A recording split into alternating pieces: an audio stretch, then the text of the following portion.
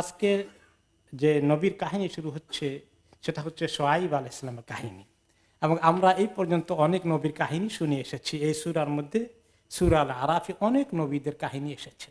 নূহ আলাইহিস সালাম, লূত আলাইহিস সালাম, হুদ আলাইহিস সালাম, সালেহ আলাইহিস সালাম, তাই না? অনেক নবীর কাহিনী এসেছে।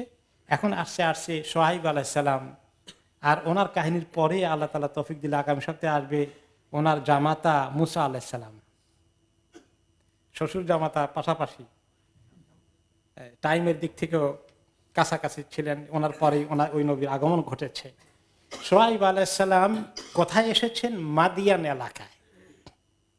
মাদিয়ান এমন একটি জায়গা যেটা হচ্ছে তরিকুল হেজাজ, বেশি দূরে নয় হেজাজ থেকে। বর্তমান সৌদি আরবের ভিতরেই ওই এলাকার আশেপাশেই আছে। বর্তমানে সৌদি আরবের সীমানার পরে ওই শাম এলাকায়, সিরিয়া দেশেই, যে দেশের উপরে আজকে এই বিপদ আপদ নেমে এসেছে, ওই দেশটাই মাদিয়ান এলাকাটা, সেখানেই বর্তমানে মাদিয়ান পরিচয় হচ্ছে মান নামে একটি এলাকা।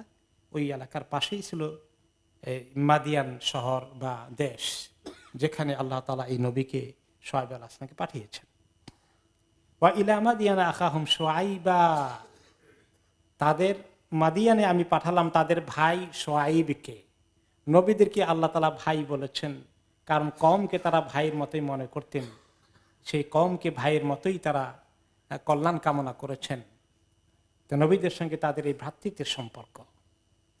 ক্বালা ইয়া কাওমি, তিনি তার কাউমকে ডেকে বলেন, হে আমার জনতা, আমার জাতি, মা লাকুম উবুদুল্লাহ, তোমরা আল্লাহর ইবাদত করো, একমাত্র আল্লাহর ইবাদত করো, লা ইলাহা ইল্লাল্লাহ, এই কথা স্বীকার করো এবং মাবুদ হিসাবে একমাত্র আল্লাহ তাআলার ইবাদত করো।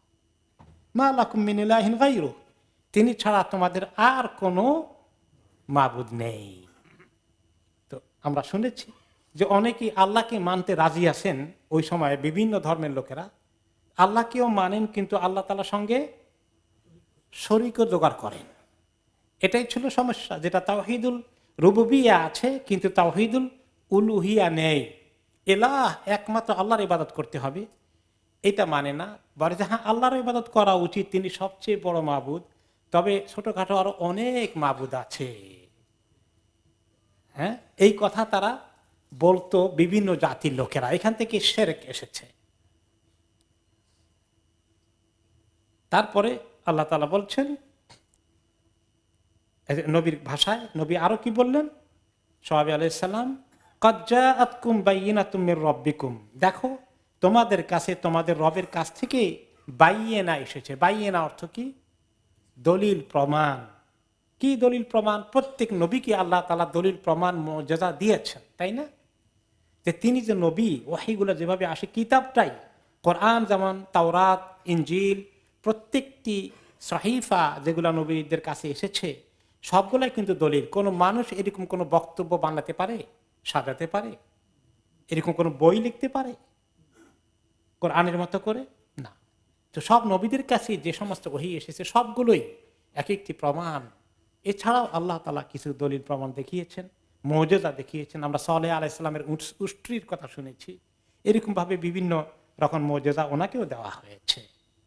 সমস্ত তোমাদের রবের কাছ থেকে প্রমাণ হয়ে গেছে যে আমি কি তোমাদেরকে হক রবের কথা বলছি না কোনো মিথ্যা রবের পরিচয় দিচ্ছি।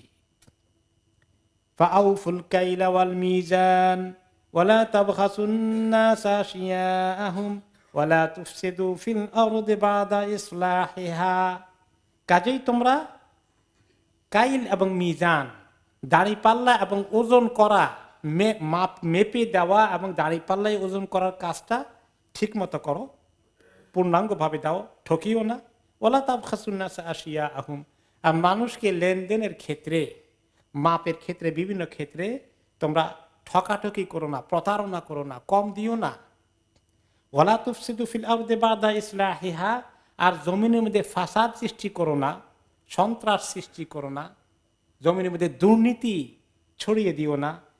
ইসলাহ করার পরে, ইসলাহের সন্ধান পাওয়ার পরে কয়টা জিনিস করতে নিষেধ এখানে নবী আহ্বান জানিয়েছেন। এক নম্বরে প্রথমটা দিয়ে কি, কোনটা দিয়ে শুরু হয়েছিল? তাওহীদের দাওয়াত, এক আল্লাহর ইবাদতের দিকে। আর এর পাশাপাশি বাকি কিছু কথা এসেছে যেটা ওই সমাজে যে তরিকায় তারা অন্যায় অপকর্ম করছিল ওই মেইনগুলাকে এখানে উল্লেখ করা হয়েছে। এক নম্বরে তারা ওজনে কি করত? কম বেশ করত। এই ওজনে কম বেশ করার জন্য দুইটা কথা এসেছে, আল কাইল ওয়াল মিজান। মিজান অর্থ তো আমরা বুঝি, মিজান অর্থ কি? দাঁড়িপাল্লা, স্কেল।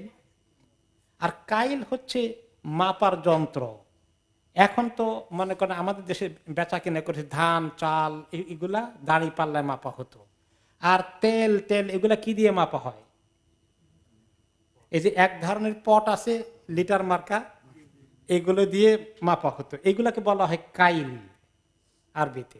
আর মিজান ওয়াজন, ওজন থেকে মিজান। এই দোনো রকমের মাপ এর মধ্যে তারা ক্ষতিগ্রস্ত করত লোকদেরকে। যখন নিত তখন নেওয়ার সময় বেশি করে নিত, আর যখন বিক্রি করতো দিত দেওয়ার সময় কমিয়ে দিত। আমরা গত কয়েক সপ্তাহ তাফসিরে শুনেছি, তাই না? যে তরিকা আমাদের সমাজে এখন আছে, বেচা কিনা করতে গিয়ে আমাদের সমাজে লোকেরা দাঁড়ি পাল্লার মধ্যে কিরকম ঠকায় বলেন তো। কোন কোন সময় পাওয়া গেছে কি জানেন, ওই দাঁড়ি পাল্লা যেটা দিয়ে মাপে ওই পাল্লার নিচে চুম্বক লাগাই দিছে। 1 কেজির পিছন দেখা 200 কেজির চুম্বক একটা লাগানো আছে। তা আপনাকে যখন 1 কেজি দেয় ঠিক মতো ধরতেছে, দেখা গেল যে ওইখানে 200 কেজি অলরেডি কমে 200 গ্রাম কমে 800 গ্রাম পাচ্ছেন আপনি। এরকমও আবার কোন সময় ওগুলা কিছু নাই, কিন্তু এমন ভাবে ধরে এভাবে টান দেয় যে এইদিকে মনে হয় পাল্লা ভারী হয়ে গেল, অথচ ওইদিকে ভারী হওয়ার কথাই কম দিছে। কিন্তু এমন ভাবে দেখালো পাল্লা ঝুঁকে গেছে, যেটা গোশতের এক্সাম্পল দিয়েছি গত কয়েক সপ্তাহে। এরকম করে ঠকাঠকির কাজ তারা খুব করত। ওদের কথা দিয়ে আরেকটি সূরা নাযিল হয়েছে। এইরকম যুগে যুগে বিভিন্ন জায়গায় ওজনে কম দেওয়ার প্রবণতা, নেওয়ার সময় বেশি নেওয়া, দেওয়ার সময় কম দেওয়া, এটা নিয়ে শুরুতে সূরা আল মুতাফফিফিনে কি এসেছে? বিসমিল্লাহির রহমানির রহিম, ওয়াইলুল লিল মুতাফফিফিন আল্লাযীনা ইযা ইকতালু আলান নাসি ইস্তাওফুন ওয়া ইযা কালুহুম আও ওয়াজানুহুম ইখসিরুন। ওয়াইল, ধ্বংস এবং জাহান্নাম যারা ওজনে বেশ কম করে তাদের জন্য। যারা ওজনে কম দেয় বা ঠকায় তাদের জন্য ধ্বংস, তাদের জন্য ক্ষতি, বরবাদ, তাদের জন্য জাহান্নাম। যখন তারা নিজেরা খরিদ করে কিনে নেয় তখন বেশি করে নিয়ে নেয়, আর যখন তারা লোকদেরকে ওজন করে বিক্রি করে দেয়, কাইল অথবা ওজন দোনো তরিকায় ইউখসিরুন, কমিয়ে দেয়। আলা ইয়াদুন্নু উলাইকা আন্নাহুম মাবউসুনা লিয়াউমিন আযীম। এই লোকগুলো যারা ঠকানোর কাজ করে তারা কি চিন্তা করে না যে তাদেরকে একদিন দাঁড়ানো হবে, উঠানো হবে? কার সামনে? লিরাব্বিল আলামিন। একদিন রব্বুল আলামিনের সামনে দাঁড় করানো হবে। কত লোককে ঠকিয়েছ, ওজনে কম দিয়েছ, দেখো কত লোককে দিয়েছ, কত লোক থেকে বেশি করে নিয়েছ। ইয়াউমা ইয়াকুমুন নাসু লিরাব্বিল আলামিন, যেদিন লোকেরা সবাই দাঁড়িয়ে যাবে রব্বুল আলামিনের কাছে। ওই দিনের কথা মনে করা দরকার। আমার মনে চায় মাঝে মধ্যে আমাদের দেশের বিভিন্ন বাজারে গিয়ে ব্যবসায়ীদের জন্য একটা মসজিদের মধ্যে একটা মাহফিলের আয়োজন করে, শুধু ব্যবসায়ীরা আসুক, তাদেরকে কথাগুলো শোনানো হোক। কয়জন ব্যবসায়ী এগুলো শুনেছে? শুনিও নাই, অনেকে জানেও নাই যে কত মারাত্মক। জানে এটা ঠকানো ভালো না, কিন্তু ঠকানো যে কি ক্ষতি, কত বড় ক্ষতি, এগুলো জানে না।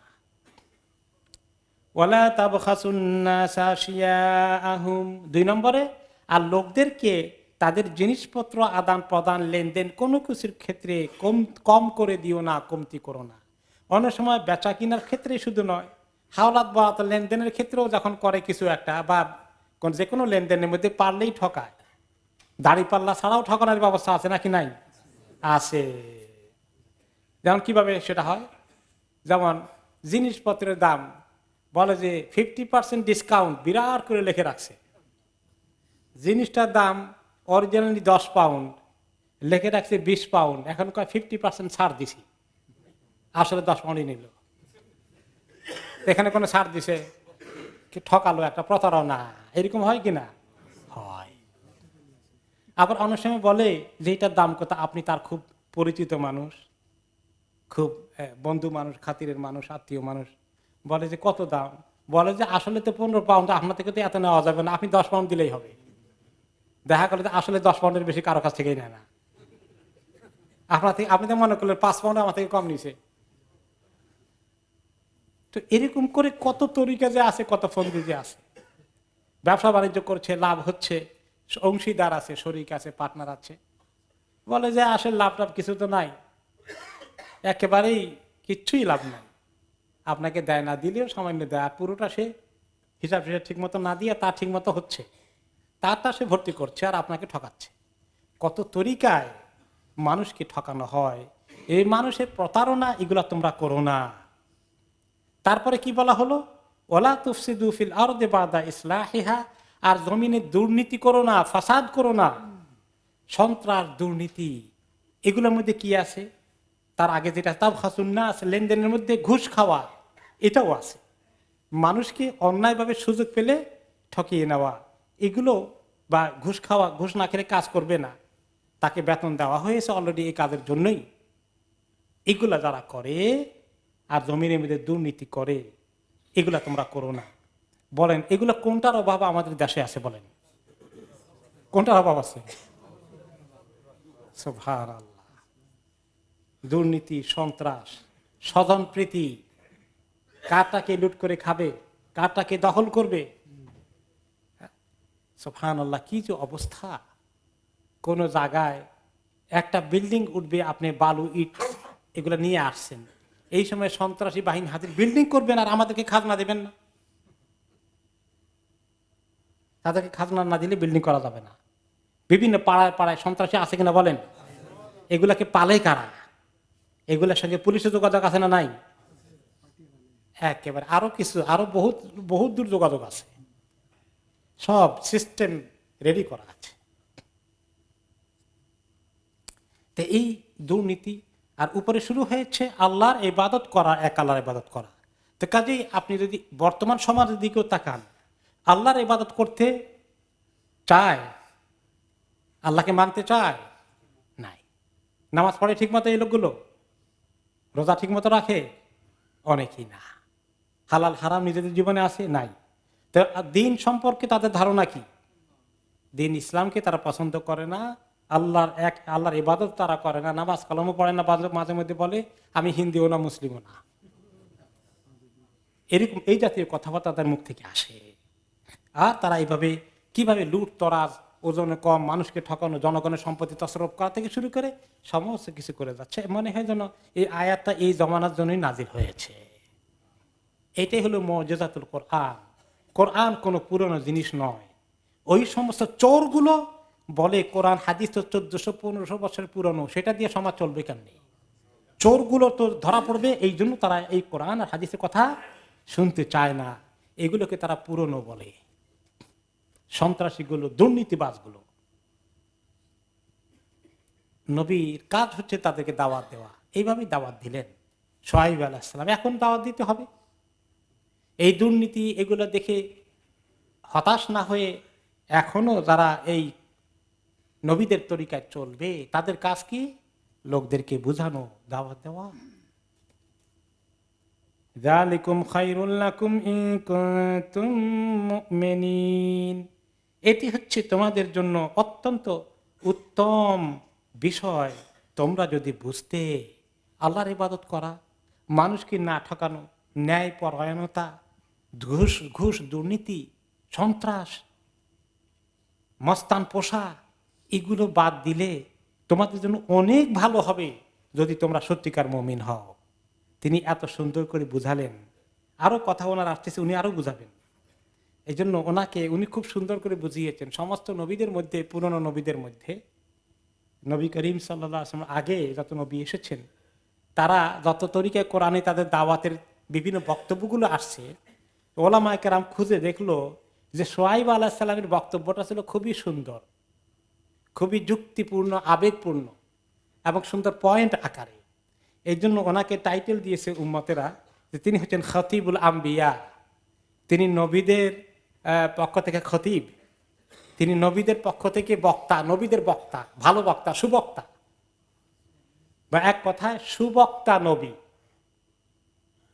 লিফাসাহাতি ইবারাতিহি ওয়া জাযালাতি মাউইদাতিহি, ওনার কথার সুন্দর সুন্দর শব্দ চয়ন এবং অত্যন্ত আকর্ষণীয় ভাষায় ওয়াজ নসিহত এবং মানুষকে বোঝানোর জন্য একটা সুন্দর আবেদনমূলক বক্তব্য, এদিক থেকে উনি নবীদের মধ্যে অন্যতম শ্রেষ্ঠ খতিবুল আম্বিয়া শুআইব আলাইহিস সালাতু ওয়াস সালাম। তিনি আরো বলছেন, ওয়ালা তাকুদু বিকুল্লি সিরাতিন তুআদুন ওয়া তাসুদ্দুনা আন সাবিলিল্লাহি মান আমানা বিহি ওয়া তাবগুনাহা ইওয়াজা। তাদের আরো কতগুলো অপকর্মের কথা এই আয়াতে আসছে। আগে কতগুলো বলা হয়েছে, এগুলো বন্ধ করো। আরো বলা হচ্ছে, ওয়ালা তাকুদু বিকুল্লি সিরাতিন তুআদুন, তোমরা বিভিন্ন রাস্তার মধ্যে বসে থেকো না, যেখানে বসে থেকে থেকে লোকদেরকে তোমরা কি করো, থ্রেট দাও। থ্রেট দেওয়া, থ্রেটকে কি বলবেন বাংলায়? হুমকি দেওয়া, চ্যালেঞ্জ করা, হুমকি দেওয়া, এগুলো করো না। তারা কিভাবে রাস্তার মোড়ে মোড়ে বসে থেকে হুমকি দিত? দুই কাজ করতো রাস্তার মোড়ে মোড়ে বসে থেকে। একটা হচ্ছে, এত তুমি কোথায় যাচ্ছ, আমাদেরকে খাজনা দিতে হবে। ওই যে বললাম রড সিমেন্ট বালু ট্রাক কোথায় যায়, ওই বাড়িতে, ওখানে পয়সা দাও, পয়সা না দিলে ছাড়া হবে না। কয়েকদিন আগে একটা বিশ্ববিদ্যালয়ের মধ্যে ডেভেলপমেন্টের কাজ হবে, এবং দেখা গেল যে ওই ডেভেলপমেন্টের পার্সেন্টেজ কারা কন্ট্রোল করে? ছাত্ররা। কোন ছাত্ররা? দুর্নীতিবাজ ছাত্ররা, যাদেরকে পালে কি দুর্নীতিবাজরা, তাই না? এবং এখন ছাত্রদের মধ্যে পয়সা খাওয়া নিয়ে দুর্নীতির দমন, যে কোনো একটা বিল্ডিং হয়, যে কোনো একটা ব্রিজ হয়, যে কোনো একটা কনস্ট্রাকশন হয়, এখন এটার পিছনে কনস্ট্রাকশন হওয়া মানে কিছু লোকের 50% তাদের পেটে যাওয়ার একটা সুযোগ, তাই না? হ্যাঁ, পেটে যাওয়ার সুযোগ। কোন জায়গায় রাস্তা হবে, কোন জায়গায় বেড়িবাঁধ হবে, কোন জায়গায় ব্রিজ হবে, এগুলা কন্ট্রোল করার দায়িত্ব হলো লোকাল মস্তানদের। তাদের সঙ্গে উপরওয়ালাদের খাতির আছে না নাই? পার্সেন্টেজ ঠিক করা আছে না নাই? সব আছে, সব আছে। যারা দুর্নীতি দমন বিভাগ আছে তাদের সঙ্গেও কিছু লেনদেন, সব ঠিকঠাক মতো চলছে। তো এরকম করে মস্তানগুলো, আমার মনে আছে এই দুর্নীতি এই 1 বছর 2 বছর আগে শুরু হয়নি, বহুত আগে থেকে শুরু হয়েছে, বহুত আগে থেকে শুরু হয়েছে। আমি ঢাকার টঙ্গী এলাকায় আমার একটা চাকরি করতাম একটা শিক্ষা প্রতিষ্ঠানে, ওখানে বাসা নিলাম। বাসায় কেবল আমার মালপত্র নিয়ে ঢুকছি, পরের দিন মস্তান এসে হাজির। আর এই যে এলাকার নতুন বাসিন্দা আসবে, তাদেরকে খাজনা দিবে না, হবে না। খাজনা নেওয়ার জন্য আসছে। আপনি এলাকায় নতুন আসছেন তো, আপনি তো, আমরা একটু এলাকার সমিতি আছে, ক্লাব আছে, তো আমাদের একটু চাঁদা দিতে হবে। তোমরা চাঁদা নিয়ে কি করো? আমরা একটু নাটক টাটক এগুলো, আমি তো নাটক টাটকের লোক না, আমি তো দিনদার মানুষ, এখন আমি তো এগুলো পছন্দ করি না। কেন? তাহলে আমাদেরকে একটু মিষ্টি খাওয়ার জন্য দেবেন আর কি। দেখছেন তো, তখনকার ভাষা তো কিছুটা এরকম ছিল। এখন তো ভাষাগুলো না, সাথে করে কিছু নিয়ে যাবে, এই যে দেখছেন, পকেট থেকে বার করে দেবে। আর এইরকম দেশ নিয়ে আমাদের গর্বের শেষ নাই। দুর্নীতি পচন ধরেছে, আল্লাহ লানতকে দেখে আনছে দিনের পর দিন।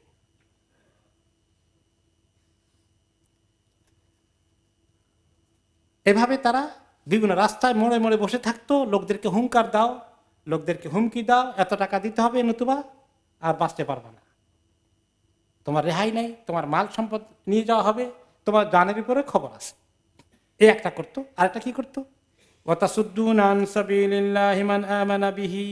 যারা আল্লাহর দিকে আসতে চায়, আল্লাহর প্রতি ঈমান আনতে চায়, তাদেরকে বাধা দাও, এই ঈমানের পথে যাইও না। এখনকার সমাজে ঈমানের পথে যাইতে বাধা দেয় না উৎসাহ দেয়? একই জিনিস আছে নাকি? সব মিলে যাচ্ছে। তাহলে যারা ঈমানের পথে আসতে চায়, আল্লাহর প্রতি ঈমান আনতে চায়, তাদেরকে বাধা দাও, রুখে দাঁড়াও, তাফসীর করতে দিও না, ইসলামের ওয়াজ মাহফিল করতে দিও না, বন্ধ করো।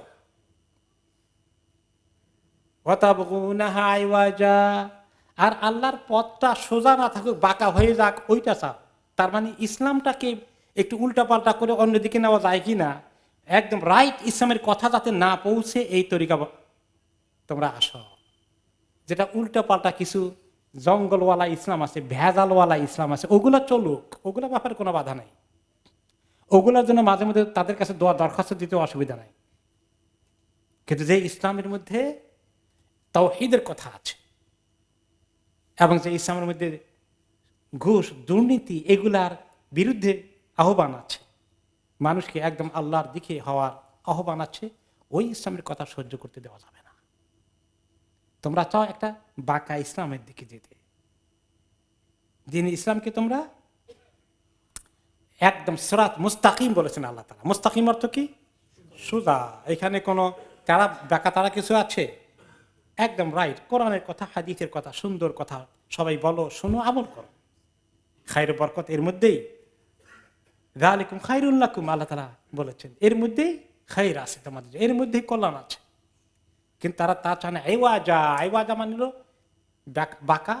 তারা এইরকম করে ইসলামের কথা ঘোরাই ফেরাই কিছু বলো, ইসলামের নামে ধানাই ফানাই করো, কিন্তু আসল ইসলামের কথা যেন না আসে। এই সব কিছু থেকে তাদেরকে বিরত থাকতে শুআয়ব আলাইহিস সালাম আহ্বান জানালেন। এগুলো সব তাদের স্বার্থের বিরুদ্ধে চলে গেছে। এখন তারা কি শুআয়ব আলাইহিস সালামের প্রতি খুশি আছে? মোটেই না। ওনার কাছে কি আর দেওয়ার জন্য আসে? না, দুশমনি শুরু হয়ে গেল। ওয়াযকুরু ইয কুনতুম কালিলান ফাকাসসারাকুম। তিনি আরো বললেন, দেখো হে আমার জনতা, তোমাদেরকে আল্লাহ তাআলা একসময় আমাদের জাতিটা, মানে শুআয়ব আলাইহিস সালামের জাতিটা ছিল অল্প, খুব অল্প সংখ্যক তাদের ম্যান পাওয়ার ছিল, কিন্তু অল্প দিনের মধ্যে আল্লাহ তাআলা তাদের জনসংখ্যা অনেক বাড়িয়ে দিলেন। কারণ ওই সময় জনসংখ্যা, যেই কবিলার জনসংখ্যা বেশি সেই কবিলা শক্তিশালী, অন্যরা তাদের উপর সহজে আক্রমণ করবে না।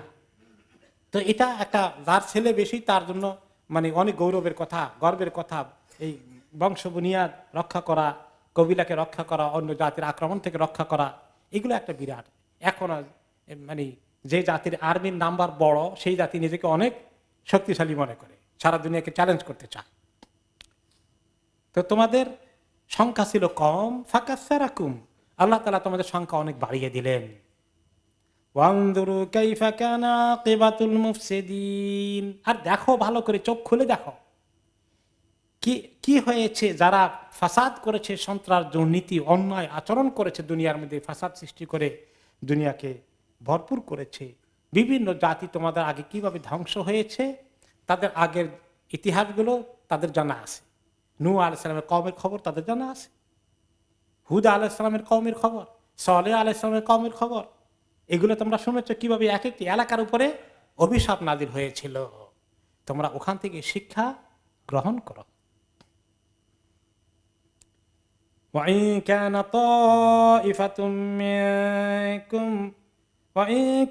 طَائِفَةٌ مِّنكُمْ آمَنُوا بِالَّذِي أُرْسِلْتُ بِهِ وَطَائِفَةٌ لَّمْ يُؤْمِنُوا فَاصْبِرُوا حَتَّى يَحْكُمَ اللَّهُ بَيْنَنَا وَهُوَ خَيْرُ الْحَاكِمِينَ। আর এমন যদি হয় যে তোমাদের মধ্যে কি এক দল, কিছু লোক কি করেছে, আমানু বিল্লাযী উরসিলতু বিহি, ঈমান এনেছে, আমানু বিল্লাযী উরসিলতু বিহি, যে বিষয়ে আমার উপরে নাজিল হয়েছে, আমাকে পাঠানো হয়েছে, আমার দ্বীনের বিষয়ে যারা যারা ঈমান এনেছে, এরকম যদি তোমাদের মধ্যে কিছু লোক পাওয়া যায়, ওয়া তাইফাতুন লাম ইউমিনু, আর তোমাদের অনেকেই আরেক দল ঈমান কিছুতেই আনুনি, তাহলে এক কাজ করো, ফাসবিরু, সবর করো, তাড়াহুড়ো করার কিছু নাই। এখনই তোমরা অস্থির হয়ে যেও না, আমাদের বিরুদ্ধে আর এর চেয়ে বেশি ষড়যন্ত্র করো না, উৎখাত করার জন্য উঠে পড়ে লেগো না, আমাদের চিরতরে নির্মূল করার জন্য অস্থির হইও না, সবর করো। হাত্তা ইয়াহকুমাল্লাহু বাইনানা ওয়া হুয়া খায়রুল হাকিমিন, যাতে এক পর্যায়ে আল্লাহ তাআলা আমাদের মধ্যে ফয়সালা করে দেন, তিনি সর্বোত্তম ফয়সালাকারী। যে ঠিক আছে, আমরা তো আমাদের দাওয়াত দিলাম, তোমরা তোমাদের কুফরের দিকে অটল হয়ে থাকবে, আর কি করা যাবে, আমাদের তো এর চেয়ে বেশি কিছু করার নাই, নবীরা আর কিছু করার আছে? শেষে কি বলতে হবে, লাকুম দীনুকুম ওয়ালিয়া দীন, তোমরা তোমাদের দিন নিয়ে থাকো, আমরা আমাদের দিন নিয়ে থাকি, আর কি করব। কিন্তু তারা কি এই কথা মতো থাকতে দেয়? এই এতটুকুর মধ্যে মেনে নেয় না, তোমাদের 14 গোষ্ঠী উদ্ধার করে ছাড়বো, তোমাদেরকে অ্যালাউ করবোই না, তোমাদেরকে থাকতে দেব না, তোমাদের কোনো রাইট নাই, বাতিলপন্থীর রাইট আছে, হক আলাদের কোনো রাইট নেই। তখন তারা এই লাইনে নাই। قال الملأ الذين استكبروا من قومه لنخرجنك يا شعيب والذين آمنوا معك من قريتنا। নো ওয়ে, তোমাদের সঙ্গে আমাদের কোনো সহাবস্থান নেই। আমরা অবশ্যই তোমাকে এবং হে শুআইব তোমার সঙ্গে যারা ঈমান এনেছে সবাইকে আমাদের দেশ থেকে বহিষ্কার করে দেব। এই দেশে থাকতে পারবে না। ইসলাম নিয়ে এই দেশে বসবাস করা তোমার কোনো রাইট নেই। যদি ইসলাম পালন করতে হয় এই দেশ থেকে বের হয়ে যাও। আওলা তাউদুন্না ফি মিল্লাতিনা, আর থাকতে হয় তাহলে আমাদের জাতি, আমাদের মিল্লাত, আমাদের কালচার, আমাদের দিনদারি, আমাদের শিরক, আমাদের এই সমাজের সবকিছুর সঙ্গে মিশে যাও, তোমার দিনকে ভুলে যাও। এখন পৃথিবীর সব দেশেরই একই অবস্থা। মুসলিম দেশের অবস্থা হলো যে তোমাদের রাইট সহি দিনদারি চলবে না, ওই কিছু গাঁজাখড়ি দিন মিক্স আপ করে বাতিলের সঙ্গে কম্প্রোমাইজ করে থাকো। আর অমুসলিম দেশে যে মুসলমানরা গিয়েছে তারা কি বলে, তোমাদের ইসলাম প্র্যাকটিস করতে হলে এই দেশে থাকতে পারবে না, তোমাদের কালচার, ইসলামের ধর্মীয় কালচার চলবে না, তোমাদের কালচার উঠিয়ে দিয়ে আমাদের যে সমস্ত কালচার আছে এগুলো সব গ্রহণ করে ফেলো, তাহলে তোমাদের জন্য জায়গা আছে। অমুসলিম দেশে একই তরিকা কিনা এর চ্যালেঞ্জ আসতেছে যে আপনি পর্দা করবেন, আপনি হিজাব করবেন, আপনি চরমপন্থী, আপনি এক্সট্রিমিস্ট, ফান্ডামেন্টালিস্ট, র্যাডিকালাইজড, দাঁড়িয়ে রাখলে সমস্যা। এসব ছেড়ে দিয়ে যদি সমস্ত গড্ডালিকা প্রবাহে গা ভাসিয়ে দেন, সব কিছুর সঙ্গে মিশে যান, তাহলে ঠিক আছে, তা না হলে থাকা যাবে না। এভাবেই পরিবেশটা তৈরি হচ্ছে, ঠিক কিনা?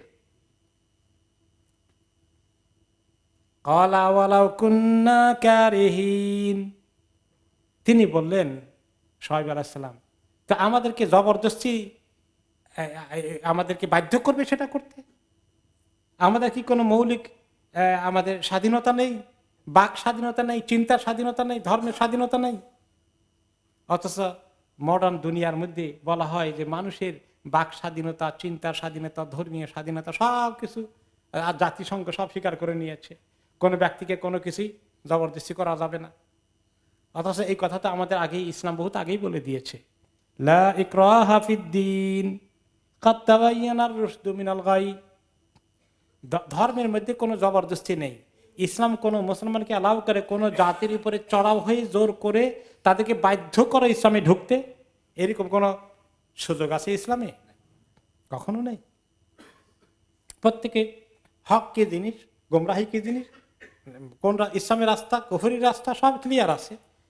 যার যেটা ফলো করতে চায়, তোমাকে আল্লাহ তাআলা সে রাইট দিয়েছে, তুমি জাহান্নামের রাস্তায় যাবা যাও, জান্নাতের রাস্তায় যাবে যাও, সেটাই পরীক্ষা। জোর করে কেউ কাউকে ইসলামের দিকে আনতে পারবে না।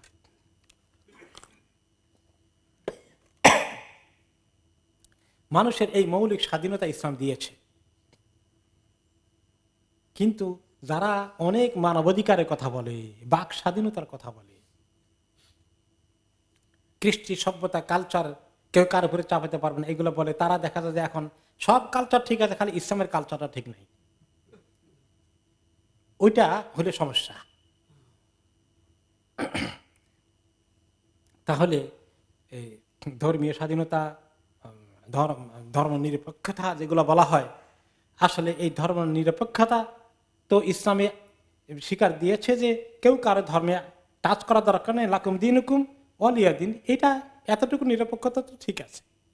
কিন্তু আসলে যারা ধর্ম নিরপেক্ষতা বলি উড়ায়, তারা আসলে ধর্মের ব্যাপারে মোটেই নিরপেক্ষ নয়। তাদের কথা, তাদের দাবির বিপরীত হচ্ছে। ধর্মের নিরপেক্ষতা মানে একটা ধর্মের বিরুদ্ধে উঠে পড়ে লাগা। সেই ধর্মটা কোনটা? ইসলাম। সেটা মুসলিম দেশে আর অমুসলিম দেশে একই তরিকা। ধর্ম নিরপেক্ষতার অর্থই হচ্ছে কি? ইসলামের বিরোধিতা করা, দুশ্মনী করা। আর সব ধর্মের স্বীকৃতি দিয়ে মানে মানুষকে বাধ্য না করা, যে যার ধর্ম অনুসরণ করবে, এই কথার খবর কে দিয়েছে? আল্লাহ তাআলা দিয়েছে, মুসলমানদের কাছে আছে। মুসলিম দেশে অমুসলিম বসবাস করতে পারবে, এমনকি তাদের ধর্মীয় উপাসনা ইবাদত করতে পারবে, এমন তাদের নিরাপত্তার দায়িত্ব আল্লাহ তাআলা মুসলমানদের উপরে দিয়েছে, যেন তাদের ধর্ম কর্ম, তাদের মাবুদ এর ঠিকানা, ইবাদত খানা, উপাসনালয়, তাদের দ্বারা উপাসনালয় দ্বারা বিভিন্ন রকমের ঠাকুর অথবা নেতৃত্ব দিচ্ছে, তাদের কারো গায়ে হাত দেওয়া যাবে না, ক্ষতিগ্রস্ত করা যাবে না, তাদেরকে সুযোগ থেকে বঞ্চিত করা যাবে না। কিন্তু দেখা যাচ্ছে যে মানে কিভাবে মসজিদের ক্ষতি করা যায়, কিভাবে মসজিদ বন্ধ করা যায়, এই লাইনে অনেক কিছু প্রচেষ্টা অব্যাহত রয়েছে। অনেক দেশে, কোন কোন দেশে মসজিদ বন্ধ করে দিয়েছে।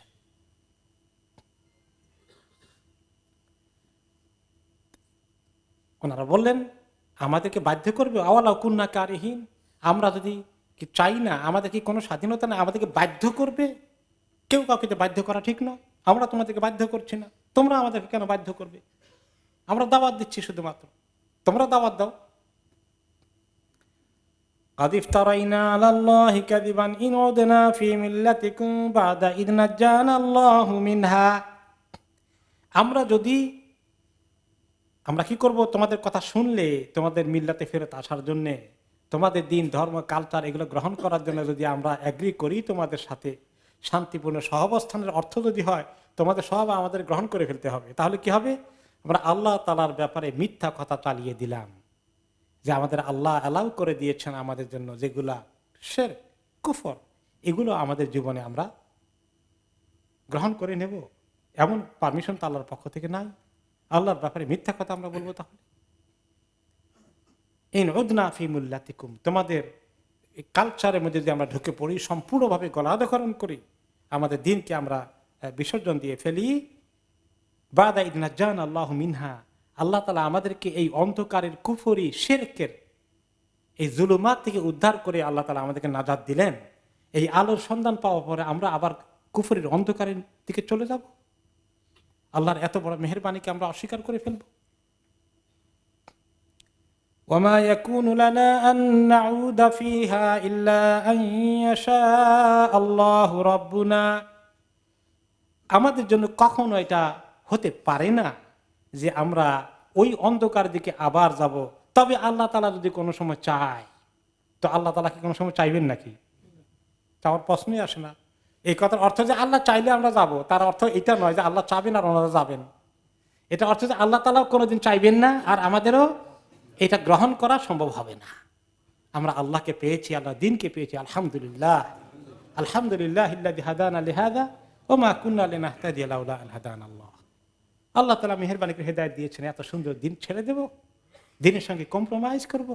দিনের বিভিন্ন হুকুম আহকাম, পর্দা পুশিদাকে কাট করে দেব?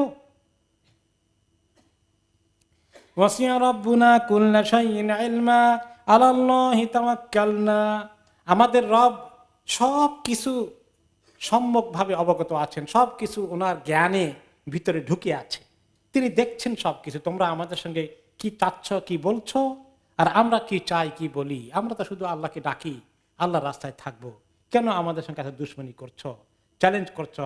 হয় বহিষ্কার করে দিবে, নতুবা তোমাদের দিনে ঢুকতে হবে, তা না হলে আমাদের কোনো জায়গা নাই এই দেশে। এই জাতীয় কথা যে বলছো, আমরা আমাদের আল্লাহর কাছেই তাওয়াক্কুল করব, তিনি সব কিছু জানেন এবং দেখেন। আলাল্লাহি তাওয়াক্কালনা, আমরা আল্লাহর উপর তাওয়াক্কুল করলাম। তাওয়াক্কুল করে বসে আছেন, কিন্তু আবার দোয়াও করছেন। শুধু তাওয়াক্কুল করে থাকলে হবে না, তাওয়াক্কুলকারী আবার কি করবে? আল্লাহ তাআলার কাছে দোয়া করতে থাকবে। রব্বানা ইফতাহ বাইনানা ওয়া বাইনা কওমিনা বিল হাক্কি ওয়া আনতা খায়রুল ফাতিহিন। হে আমাদের রব, রব্বানা অর্থ কি? হে আমাদের রব, ইফতাহ বাইনানা ওয়া বাইনা কওমিনা বিল হক, আমাদের মধ্যে আর আমাদের কওমের মধ্যে আপনি হক অনুযায়ী ফয়সালা করে দিন। যারা হক, হকটাকে প্রমাণ করে দেন, যারা বাতিল, বাতিলকেও প্রমাণ করে দেন। এবং শেষ পর্যন্ত যদি তারা আমাদেরকে চ্যালেঞ্জ করে আমাদের উপর চড়াও হয়ে যায়, আল্লাহ তাআলা তাদেরকে আপনার আযাব এবং গজব দিয়ে দেখিয়ে দেন যে তারা আল্লাহর সঙ্গে চ্যালেঞ্জের পরিণতি কি হতে পারে। এটা হচ্ছে ফাতহুন, বিজয় দেওয়া। মুমিনদেরকে আল্লাহ হেফাজত করবেন, কাফেরদেরকে ধ্বংস করবেন। এইরকম একটা ফয়সালা আল্লাহ তাআলা আপনি করে দেন। এই দোয়া করতে থাকলেন, শুআয়ব আলাইহিস সালাম ওনার উম্মতদেরকে নিয়ে তার জাতির এই সীমা লঙ্ঘনের মোকাবেলায়। ওয়া আনতা খায়রুল ফাতিহিন, আল্লাহ আপনি হচ্ছেন সর্বোত্তম বিজয় দানকারী, আপনি হচ্ছেন সর্বোত্তম ফয়সালা দানকারী। وقال الملأ الذين كفروا من قومه لئن اتبعتم شعيبا إنكم لإذا لخاسرون। শুআয়ব আলাইহিস সালামের কথা, ইসলামের কথা, পরিষ্কার কথা, এর মধ্যে কোনো রাগ ঢাক কিছু নাই, তাই না? এর মধ্যে কোনো ধরনের গোপন কোনো ষড়যন্ত্র লুকিয়ে আছে? এর মধ্যে কোনো সন্ত্রাস খুঁজে পাওয়া যাবে? কিছুই পাওয়া যাবে না। কিন্তু এখন ইসলামের মধ্যে তো আসলে কোনো সন্ত্রাস নাই। সন্ত্রাসীরা কি কোনো ভালো মুসলিম হতে পারে? কখনো নয়। ইসলাম সন্ত্রাসবাদকে কোনো দিন সমর্থন করতে পারে না। এখন এগুলো তো নাই, পাওয়া যায় না, কি করা যায়? এরপরেও যে সমস্ত সমাজের সুযোগ সুবিধাভোগী শ্রেণী, দুর্নীতিপরায়ণ নেতা নেতৃত্ব যারা সমাজে আছে, তারা কি করলো? তারা তো ইসলামের সুন্দর দাওয়াতের মোকাবেলায় মিথ্যা কিছু খাড়া করাতে হবে। তারা মিথ্যা প্রপাগান্ডা প্রচার শুরু করে দিল, মিথ্যা প্রচার। হকের মোকাবিলায় করার মতো কি কোনো হক কথা আছে? তার মোকাবেলায় কি করতে হবে? মিথ্যা কথা প্রচার করতে হবে। এই মিথ্যা প্রচার মিডিয়ার কাজই হচ্ছে কি? মিথ্যা। অল্প সামান্য মিডিয়াই হয়তো হক কথা নিয়ে আসে। মিডিয়ার মূল ব্যাপক অংশের কাজ হচ্ছে মিথ্যার দালালি করা আর পয়সা খাওয়া। এদের কাজই হচ্ছে তাই। মেজরিটি ইল্লা আমার রাহিমা রাব্বুহ, অল্প কিছুই আছে যে তারা হক জিনিসকে তুলে ধরে। তাদের এই সমাজের বড় বড় যারা সমাজপতিগুলো আছে, এরা সব মিলে লোকদের কাছে মেসেজ পৌঁছাচ্ছে। এখন শুআয়ব আলাইহিস সালামের জাতির কাছে কি পৌঁছাচ্ছে? লাইন ইত্তাবাতুম শুআইবান, এই শোনো শোনো, তোমরা যদি শুআয়বের কথা শোনো, তার পথে চলো, তার অনুসরণ করো, ইন্নাকুম ইদাল খাসিরুন, তোমরা অনেক ক্ষতিগ্রস্ত হয়ে যাবে। তোমরা খুব ক্ষতিগ্রস্ত হয়ে যাবে, তোমাদের সুযোগ সুবিধা সব কাট হয়ে যাবে। এর মধ্যে বোঝানোর কায়দাও আছে। মিথ্যা কথা বারে বারে বললে, মেকিয়াভেলি একটা রাজনৈতিক ছিল বোধহয় জার্মানিতে না ইটালিতে মেকিয়াভেলি, তার একটা সে যে বর্তমান বিশ্বে যে ধোঁকাবাজ পলিটিক্স আছে, পলিটিশিয়ানরা কয়টা সত্য কথা বলে আর কয়টা মিথ্যা বলে। সুবহানাল্লাহ। তো সেই মেকিয়াভেলি রাজনীতি করে। আর মেকিয়াভেলি একজন ফিলোসোফার যে এই পচা রাজনীতির আলাদের জন্য রসদ জোগাড় করে দিয়েছে। সে বলেছে, দেখো তুমি রাজনীতি করতে হলে সত্য কথা বলে বেশ সুবিধা করতে পারবে না, মিথ্যা ধোকা টোকা দিয়ে ভোট টোট কিভাবে নেওয়া যায়, এসব কায়দা কানুন বিভিন্ন তরিকা বলতে হবে। আর মনে রেখো, মিথ্যা কথা একবার বললে সবাই বিশ্বাস করবে না, অনেকবার বলবো, বারে বারে বলবো, প্রত্যেকদিন বলবো। 100 বার বলতে যদি পারো তাহলে দেখবো প্রচুর লোক বিশ্বাস করেছে। তো একটা মিথ্যা কথা কয়বার বলতে হবে? 100 বার। সেই 100 বার বলছে আর কি, কিন্তু এর চেয়ে বেশি বললে যে আপত্তি করবে তা না। তো এখন মিডিয়া মানে 100 বার না, পারলে 1000 বারও বলতে রাজি আছে। এই চলছে। আপনি যে কোনো ইলেকট্রনিক মিডিয়া বলেন, প্রিন্ট মিডিয়া বলেন, কয়টা কথা সত্য পাবেন, কয়টা কথা মিথ্যা পাবেন। আল্লাহু আকবার। কাজে মিথ্যার হাতিয়ার হচ্ছে বর্তমানে মিডিয়া। আমি সব মিডিয়াই খারাপ এটা বলছি না, মিডিয়ার ব্যাপক অংশের মধ্যে এই দুর্নীতি বিরাজমান। এই কাজ শুআয়ব আলাইহিস সালাম কওমের মধ্যে জোরে সোরে করা হলো। আপনারা মনে করবেন যে শুআয়ব আলাইহিস সালামের জমানা কি একবার আমাদের জমানার মতো এত কিছু মিলে কেমনে? আসলে দুনিয়ার মধ্যে ইসলাম তো এই এখন কি আমাদের জমানায় নতুন ইসলাম আছে? আদম আলাইহিস সালামের কাছে, নূহ আলাইহিস সালামের কাছে, শুআয়ব আলাইহিস সালামের কাছে, মুসা, ঈসা, সমস্ত নবীদের কাছে যে ইসলাম, আমাদের কাছেও কি সেই ইসলাম? ইন্নাদ-দীনা ইনদাল্লাহিল ইসলাম। আল্লাহর কাছে একটাই দিন, এই দিনের মধ্যে কোনো পরিবর্তন নাই। দুই একটা মাসালার ব্যাপারে এক নবী থেকে আরেক নবীর দুই একটা মাসালার ব্যাপারে আল্লাহ তাআলা চেঞ্জ করেছেন 2-4টার ব্যাপারে, কিন্তু মূল ইসলাম এক। তো মূল ইসলাম যদি এক হয়, ইসলামের বিপরীত যেটা সেটাও কি এক তরিকা। এখন টেকনোলজি বেশি ব্যবহার হয়েছে মাত্র, কিন্তু মানুষের চিন্তার মধ্যে দিনের দুশ্মনী একই তরিকায় আছে। যখন যে তরিকা যে টেকনোলজি আছে, সেই তরিকা সেই টেকনোলজি তারা ব্যবহার করেছে। এখন মনে করবো যে আমাদের জমানায় তো মিডিয়া, আমরা দেখি নিউজ পেপার আছে, টিভি আছে, আর এখন তো সোশ্যাল মিডিয়ার ইন্টারনেটের সূত্রে মাশাআল্লাহ এটার কোনো আনলিমিটেড সোর্সেস, এটা কোনো শেষ নাই। তো এখন বলবেন তো কি প্রশ্ন করতে ওনাদের মিডিয়া কেমন ছিল, বাকিদের মিডিয়ার এত আমার জানা নাই, তবে রাসূলুল্লাহ সাল্লাল্লাহু আলাইহি ওয়াসাল্লামের সময় মিডিয়ার খবরটা আমরা জানি। ওনার মিডিয়া ছিল, ওনার জমানায় যে মিডিয়া ছিল সেটাকে বলা হয় আশ-শি'রু দিওয়ানুল আরব। শের হচ্ছে, শের মানে কবিতা, কবিতা হলো আরবদের মুখপত্র, আরবদের প্রচার মাধ্যম, আরবদের ইতিহাস ঐতিহ্য সবকিছুর একটি মাত্র মাধ্যম মিডিয়া তাদের কাছে ছিল, সেটা হচ্ছে কবিতা। এই কবিতা দিয়ে তারা তখন মোকাবিলা করত, তার কবিতা খুব প্রচার প্রসার হতো। কোন কবি নতুন কবিতা লিখলে এটা ছড়িয়ে পড়তো খুব জোরে সোরে, এটা খুব রেওয়াজ ছিল। এটার একটা এক্সাম্পল আমাদের সিরাতে পাকে পাওয়া যায় যে ওই কবিতার মিডিয়াকে তারা মারাত্মকভাবে ব্যবহার করেছিল। রাসূলুল্লাহ সাল্লাল্লাহু আলাইহি ওয়াসাল্লামের ব্যাপারে কুৎসা গাওয়া, ওনার বিবিদের, ওনার পরিবারের ব্যাপারে বিভিন্ন রকমের নোংরা কথা ছড়িয়ে দেওয়া থেকে শুরু করে এগুলো করে করে তারা মানুষকে ইসলাম থেকে দূরে রাখার চেষ্টা করেছিল। এই জন্য নবী করিম সাল্লাল্লাহু আলাইহি ওয়াসাল্লাম এই মিডিয়ার মোকাবেলা করার জন্য ওনার কবি হাসান ইবনে সাবিত রাদিয়াল্লাহু আনহু এবং আব্দুল্লাহ ইবনে রাওয়াহা রাদিয়াল্লাহু আনহু এরকম কয়েকজন কবি সাহাবী ছিলেন, তাদেরকে বললেন যে তোমরা এগিয়ে আসো, এই কাফেরদের এই সমস্ত অন্যায় কবিতাগুলো লিখে মিডিয়া ছড়িয়ে দিচ্ছে যেটা, এটাকে তোমরা মোকাবিলা করো। তো তারা বিভিন্ন কবিতা লিখছেন, কিন্তু কারোটাই মান অনুযায়ী পছন্দ হয় না রাসূলুল্লাহ সাল্লাল্লাহু আলাইহি ওয়াসাল্লাম। তিনি হাসান ইবনে সাবিত রাদিয়াল্লাহু আনহুকে বলে যে হাসান, তুমি ভালো করে কবিতা দিয়ে জবাব দাও, রূহুল কুদস জিবরাইল এসে তোমাকে সাহায্য করবে। ওহী নাযিল করবেন না ওনার কাছে, কারণ উনি তো নবী না, কিন্তু ওনার দিলের মধ্যে আল্লাহর পক্ষ থেকে ফেরেশতা লাগিয়ে দিয়ে আল্লাহ তাআলা অনেক সময় দিনদার লোককে দিয়ে কাজ করাইয়ে দেন। হাসান রাদিয়াল্লাহু আনহু তখন কবিতা লিখছেন, জবাব দিয়েছেন তাদের প্রত্যেকটি কথা। ওই মিডিয়ার জবাব যখন দিয়েছেন তখন রাসূলুল্লাহ সাল্লাল্লাহু আলাইহি ওয়াসাল্লাম নিজের হাতে মসজিদের ভিতরে ওনার জন্য একটা মিম্বর বানিয়েছেন, আর সাহাবাদের আহ্বান করছেন শোনো, শুনে ওনাকে দিয়ে কবিতা পড়িয়েছেন আর এগুলাকে বিভিন্ন জায়গায় প্রচার করার জন্য পাঠিয়ে দিয়েছেন। তো কিভাবে ওই জামানায় মিডিয়া কাজ করেছে, এই জামানায় করে দেখতে পাচ্ছেন তো একই জিনিস।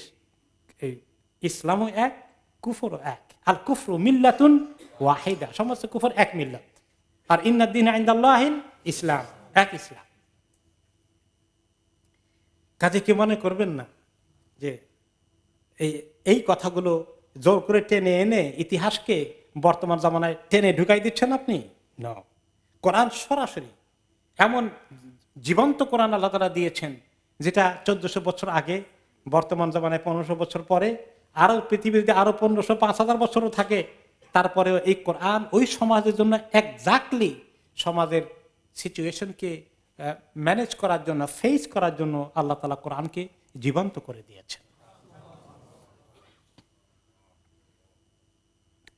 কাজেই ওই জাতির লোকেরা তখন তাদের সমস্ত মিডিয়ার সর্বশক্তি নিয়োগ করে প্রচার করা শুরু করে দিল, লা ইন ইত্তাবা'তুম শুআইবান ইন্নাকুম ইযাল খাসিরুন, তোমরা শুআইবকে অনুসরণ করো তাহলে তোমরা অবশ্যই ক্ষতিগ্রস্ত হবে।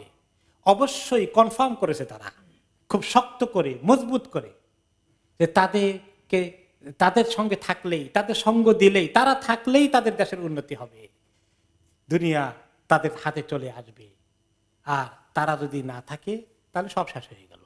এইরকম মেসেজ তাদেরকে দেওয়ার জন্য তারা চেষ্টা করেছে।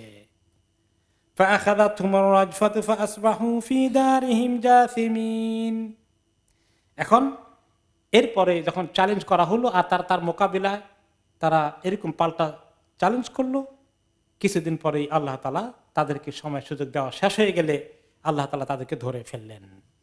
ফাআখাযাতুমুর রাজফা, তাদেরকে রাজফা চলে আসলো হঠাৎ করে।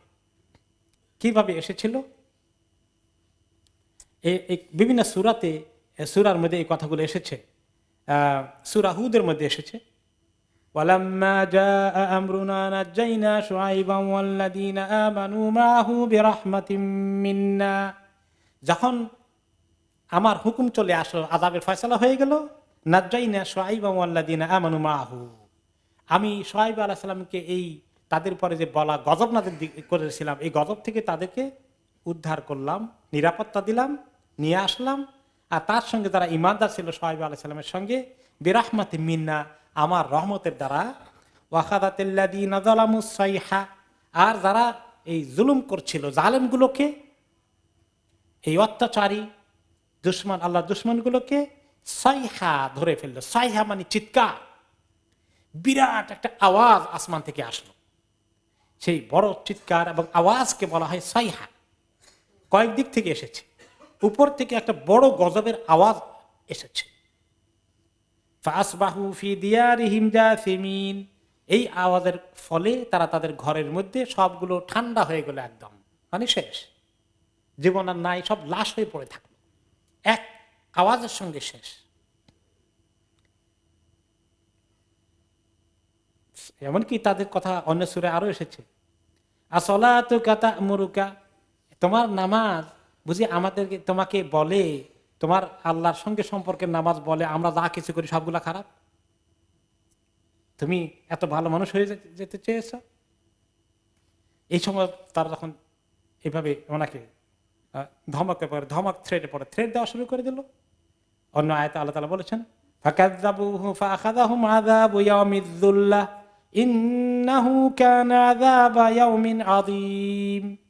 তারা ওনাকে মানতে অস্বীকার করলো, ওনার দুশমনি করলো, তখন আল্লাহ আযাবু ইয়াউমিয যুল্লাহ, মেঘের দিনের আওয়াজ তাদেরকে, আযাব তাদেরকে ধরে ফেললো। ইয়াউমুয যুল্লাহ, যুল্লাহ অর্থ হচ্ছে বিশাল মেঘের একটা টুকরা বা খণ্ড তাদের আকাশের উপরে আসলো।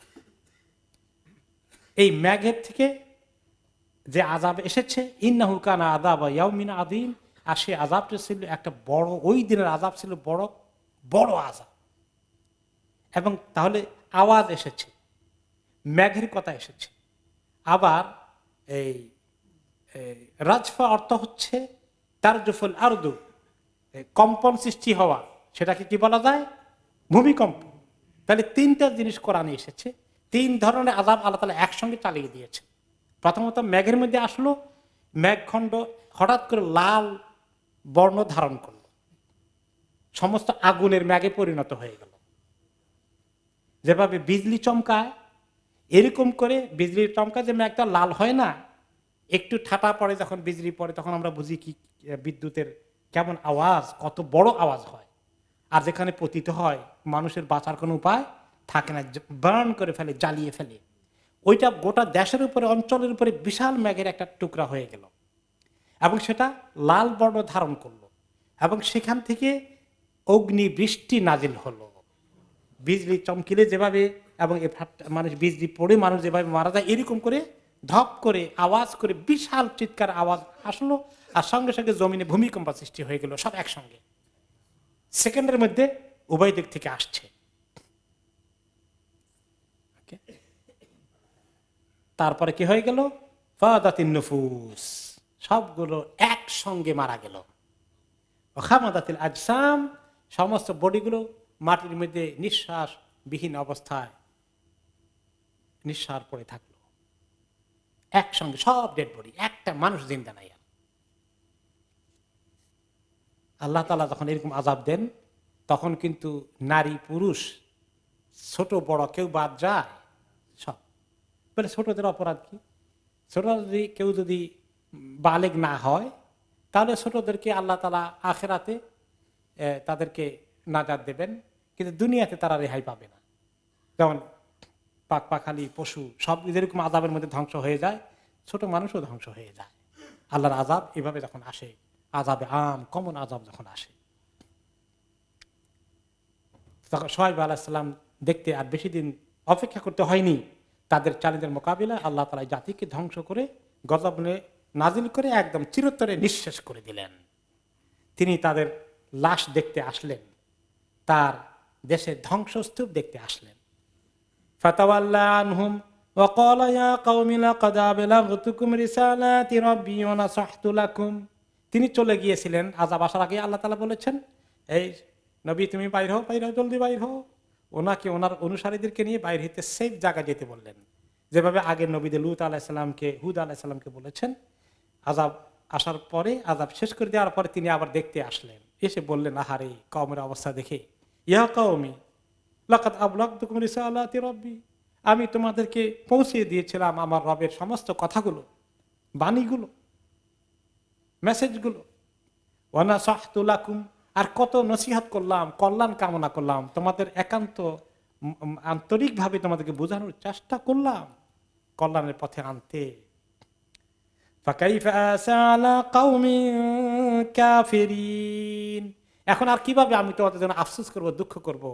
আমার আল্লাহর কাছে দুঃখ করার মতো কোনো আমার অন্তর তো আর নাই। দুঃখ করা এখন আমার জন্য জায়েজও নাই। তোমাদের এই বিপদ দেখে এখন আমার কষ্ট করার তো কোনো অধিকারও নাই, জায়েজও নাই।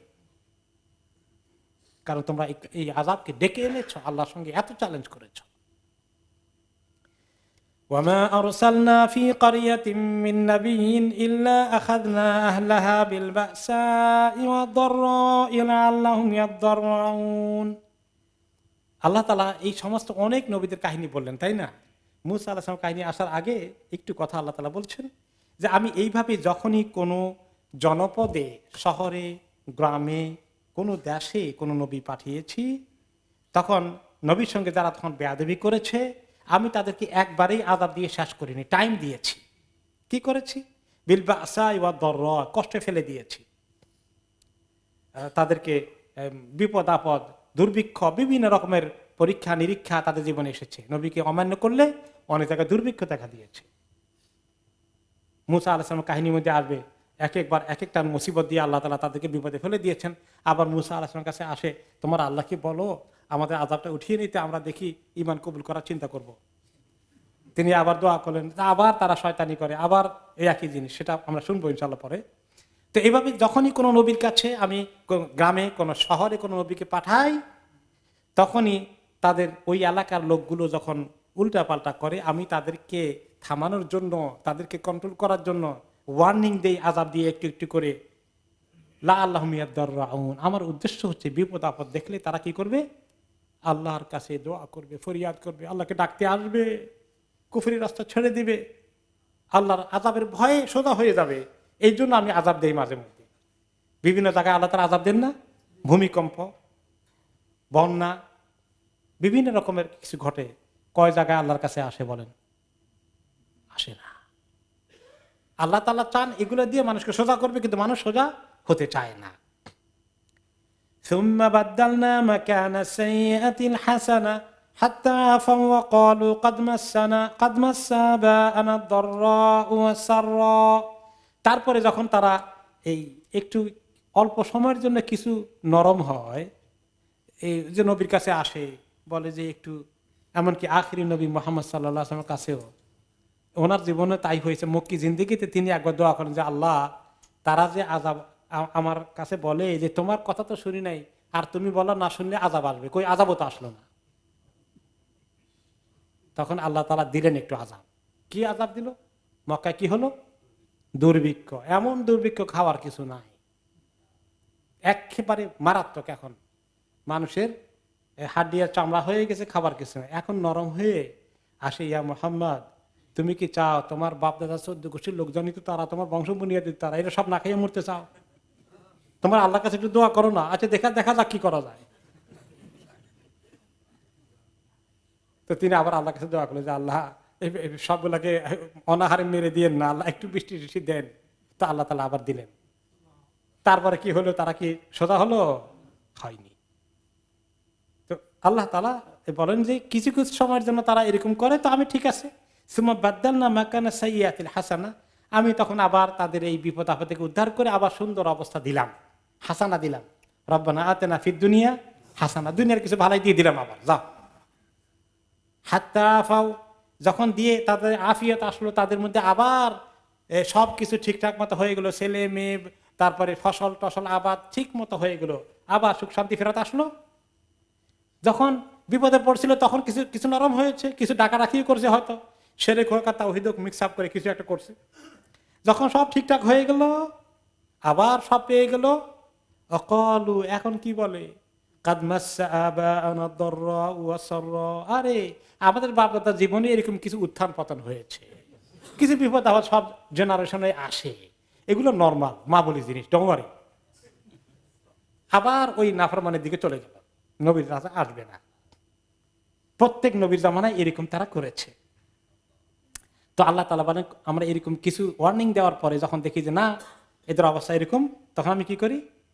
ফাআখাযনাহুম বাগতাতাও ওয়া হুম লা ইয়াশউরুন, তখন আমি হঠাৎ করে ধরে ফেলি, হঠাৎ করে ধরি। আর এমন ধরা ধরি তারা টেরই পায় না তখন। কোনখান দিয়ে আসবো, কোনখান দিয়ে ধরবো, এটার জন্য কোনো ব্যবস্থা করার সুযোগও নাই। এখান থেকে একটা জিনিস আছে, হঠাৎ মৃত্যু। আমরা অনেক সময় টের পাই যে অনেকে হঠাৎ মৃত্যু হয়ে গেছে, তাই না? হঠাৎ মৃত্যুটা কি ভালো নাকি ভালো না? এমনি একটা নবী করিম সাল্লাল্লাহু আলাইহি ওয়াসাল্লাম আল্লাহর কাছে পানা চেয়েছেন, আল্লাহুম্মা ইন্নী আউযু বিকা মিন ফাজআতিল মাউত আও মিন মাউতিল ফাজআহ, যে আল্লাহ আমি আপনার কাছে হঠাৎ মৃত্যু থেকে পানা চাই। কারণ হঠাৎ মৃত্যুতে তওবার সুযোগ হয় না, কালিমা পড়ার সুযোগ হয় কিনা, হয়তো অনেকে আল্লাহ তাআলা তৌফিক দেন। তো এটা একদিক থেকে হঠাৎ মৃত্যুটা, হঠাৎ শেষ হয়ে যাওয়াটা এদিক থেকে একটু ওয়ারিড ম্যাটার।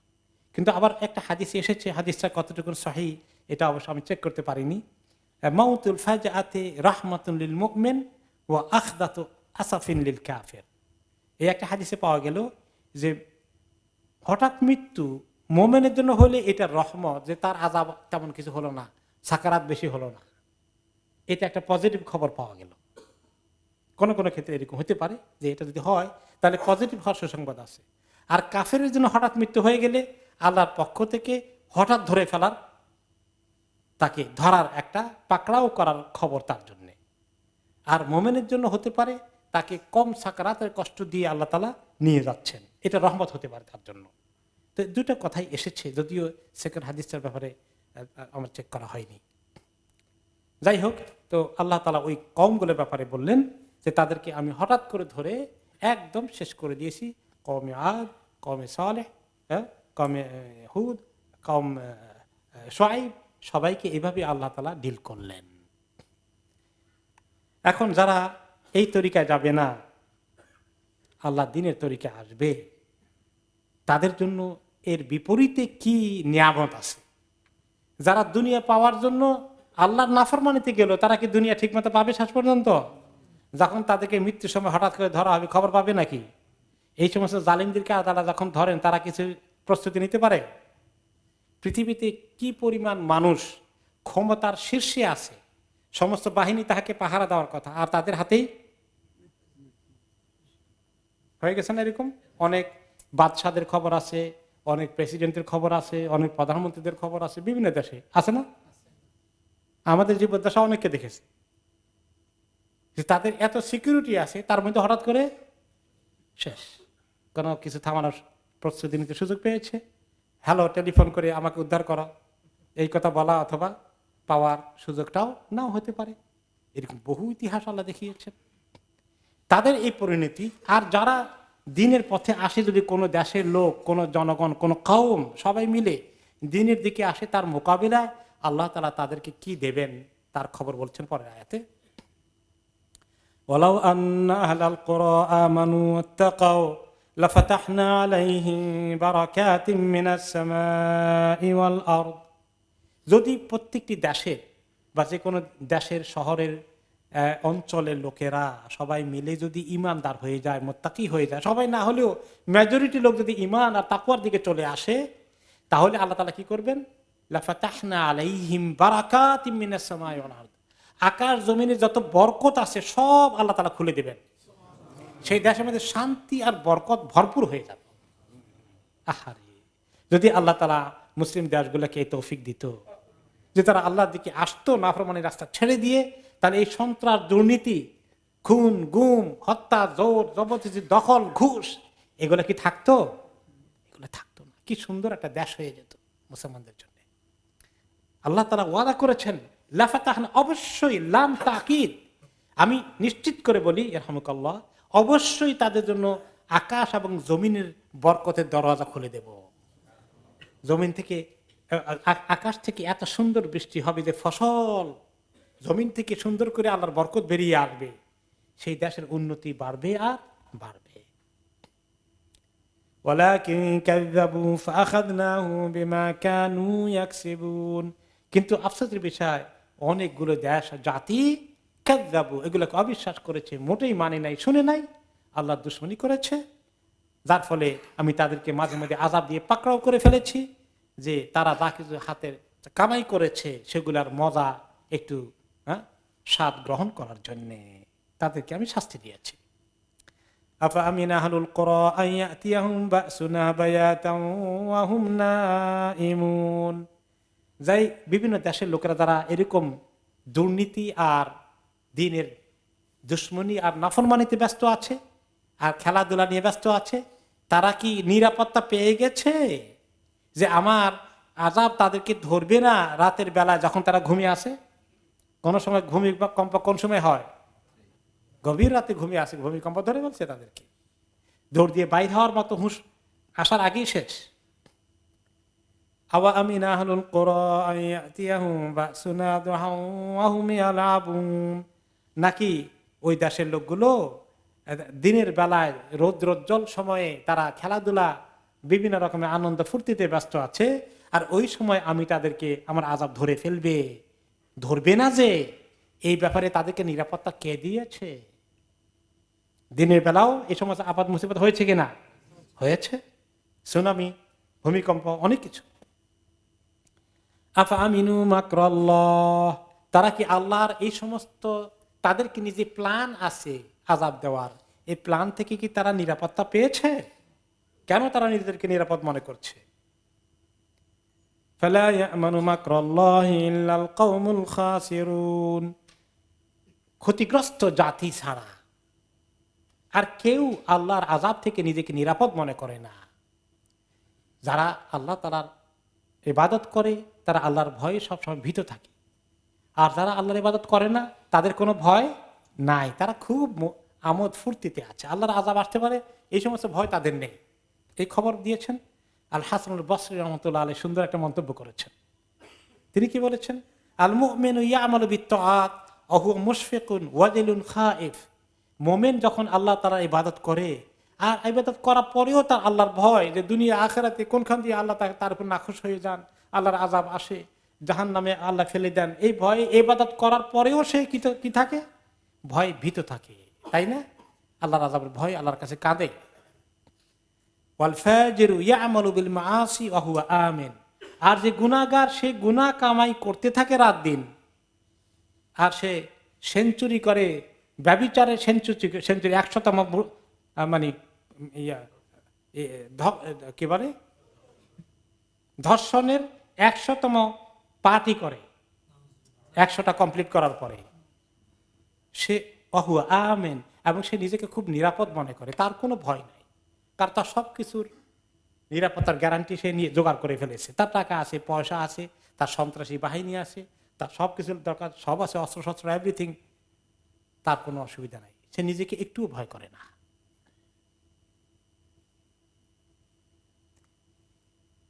আওয়ালাম ইয়াহদি লিল্লাযীনা ইয়ারিসুনাল আরদা মিন বাদি আহলিহা আল্লাউ নাশাউ আসাবনাহুম বিযুনুবিহিম,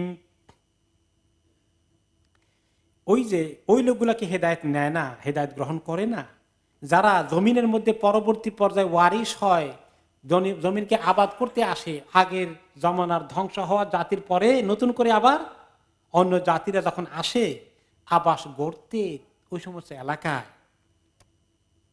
যে আমি যদি চাই এই নতুন বসতি স্থাপনকারীদেরকেও আমি চাইলে তাদের গুনার কারণে কি করতে পারবো? শাস্তি দিতে পারবো। এই ভয় কি তাদের নেই?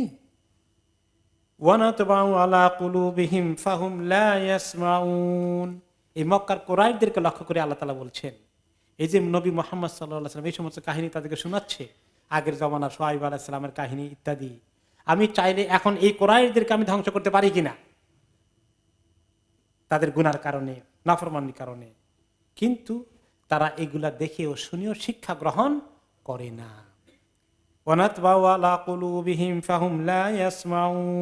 আসলে আমি তাদের অন্তরের মধ্যে সিল লাগিয়ে দিয়েছি, কাজেই কথাগুলো শুনেও তারা মনে হয় শুনতে পায় না। খাতামাল্লাহু আলা কুলুবিহিম ওয়া আলা সামিইহিম ওয়া আলা আবসারিহিম গিশাওয়া, তাহলে খাতামাল্লাহু হয়ে যায়, অন্তরে সিল মারা হয়ে যায়, মোহর মারা হয়ে যায়, এই সমস্ত ওয়াজ নসিহত তাদের কোনো কাজে লাগে না। বরঞ্চ এগুলো না শোনার জন্যই সব বন্ধ করে দাও।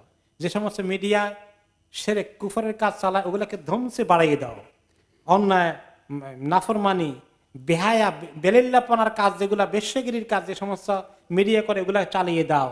আর ইসলামের কথা যে টিভিগুলো বলে সেগুলোকে পারলে বন্ধ করে দাও। দেখছেন? তো আল্লাহ তাআলা বলে এদের অন্তরে মোহর লাগিয়ে দিচ্ছে, এগুলো তারা শুনবে না, এগুলো শুনতেও দিবে না। তাতে দরকার কোনটা? শয়তানেরটা, নাফরমানির রাস্তা, ওগুলো ঠিক মতো চালাও।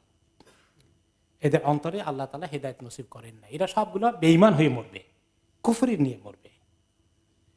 তিলকাল কুরা নাকুসু আলাইকা মিন আনবাইহা, এই যে বিভিন্ন দেশ জাতি এবং অঞ্চল শহর নগরের কথা বললাম, হে নবী আপনার কাছে এগুলোর খবর আমি তেলাওয়াত করে শুনাই, এগুলোর গল্প আপনাকে শুনালাম, আপনি পৃথিবীর মানুষকে শুনিয়ে আসেন।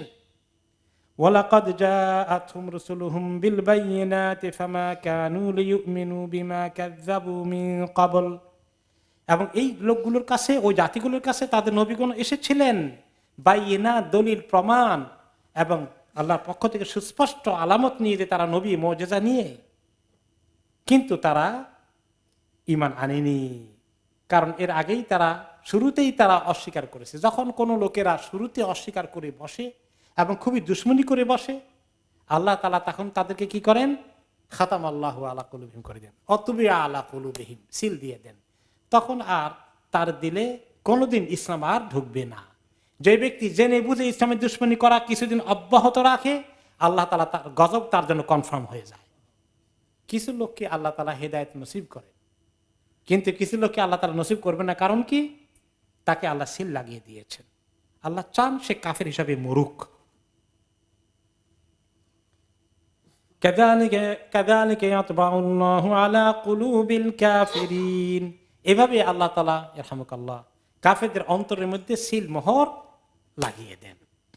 ওয়ামা ওয়াজাদনা লিআকসারিহিম মিন আহাদ ওয়া ইন ওয়াজাদনা আকসারাহুম লাফাসিকিন, এই লোকগুলোর মধ্যে অনেকের মধ্যে আমি পাইলাম না কোনো চুক্তি তারা ঠিক রেখেছে, আমি বরঞ্চ পেলাম তাদের মেজরিটি সব ফাসিক। এই কোন চুক্তি? আল্লাহর সঙ্গে সমস্ত মানুষের একদিন চুক্তি হয়েছে। কোথায়? আলামুল আরওয়াহতে, রাহমাতুল্লাহ। সমস্ত এই কাফের, বেদিন, মুসলিম সবাইকে, সবার রূহকে সৃষ্টি করলেন আদম আলাইহিস সালামকে সৃষ্টি করার পরে, এবং সমস্ত রূহকে তিনি জমায়েত করলেন। করে আল্লাহ তাআলা কি বলেছিলেন? আলাস্তু বিরাব্বিকুম, আমি কি তোমাদের রব নই? তখন সমস্ত রূহ জবাব দিয়েছিল বালা। সবাই বলছে অবশ্যই আপনি আমাদের রব। তারা স্বীকার করে এসেছিল, জমিনে এসে বলল কিসের আপনি রব? ওয়া ইন ওয়াজাদনা আকসারাহুম লাফাসিকিন, আমি পেলাম এদের মেজরিটি রূহগুলো কি বলল? তারা ফাসিক হয়ে গেল, আল্লাহর দিন থেকে ছেড়ে দিল। এই ফাসিক মানে কাফের, মুশরিক। এই সমস্ত শুআয়ব আলাইহিস সালাম নবীর কাহিনীর পরে আল্লাহ তাআলা পরের আয়াতে বলবেন, 103 নম্বর আয়াতে, সুম্মা বা'আসনা মিন বা'দিহি মূসা বিআয়াতিনা ইলা ফিরআউনা মালাইহি, অতঃপর আমি তাদের পরে, এই নবীদের কাহিনীর পরে পাঠালাম আরেক নবীকে, তিনি হচ্ছেন মূসা আলাইহিস সালাম, ফিরআউনের কাছে আর তার সভাসদের কাছে পাঠিয়েছিলাম। সেই কাহিনী আমরা ইনশাআল্লাহ আগামী সপ্তাহে শুনবো। বিল্লাহি তৌফিক।